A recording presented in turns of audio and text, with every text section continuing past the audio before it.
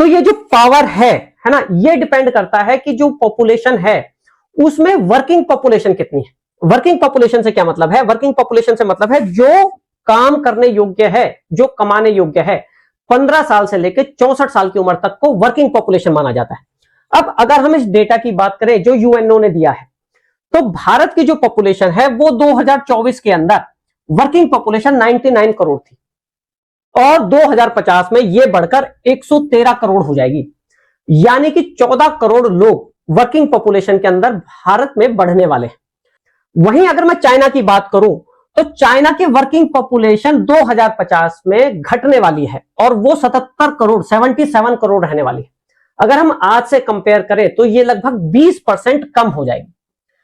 जो दूसरा फैक्टर है वो है मिलिट्री पावर का, कि मिलिट्री पावर इस वर्किंग पॉपुलेशन से किस तरीके से इफेक्ट होगी। मिलिट्री पॉपुलेशन वर्किंग पॉपुलेशन का ही एक हिस्सा होगी। वर्किंग पॉपुलेशन क्या होती है? 18 से 64। और जो मिलिट्री पॉपुलेशन है यानी कि जो मिलिट्री में रिक्रूट किए जाएंगे, जो मिलिट्री में काम कर सकते हैं। अगर हम रिक्रूटमेंट की एज की बात करें तो वो होती है 18 से 34 साल।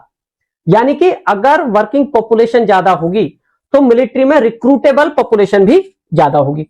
जो मिलिट्री कैपेबल पॉपुलेशन है 18 से 49 साल, ये भी ज्यादा होगी। कहने का मतलब क्या है कि जो मिलिट्री मैन पावर है वो भारत में बढ़ने वाली है और चीन में कंपैरेटिवली कम होने वाली है। इवन जो चीन की जो वन चाइल्ड पॉलिसी आई थी उसके बाद से एक बात तो यह है कि रिक्रूटेबल लोग भी कम है ना। दूसरी बात और है कि जब पेरेंट्स का एक ही बच्चा होगा तो वो सेना में इजीली भेजने के लिए तैयार भी नहीं होगा। तो कहने का मतलब क्या हुआ, जो चीन की मिलिट्री है उसके लिए क्राइसिस वाली सिचुएशन आने वाली है।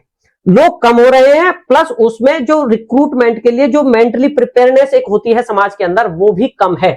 तो चाइना उस चीज को किस तरीके से मैनेज कर पाएगा, उसको किस तरीके से हैंडल करेगा। देखिए, अगर मैन पावर कम है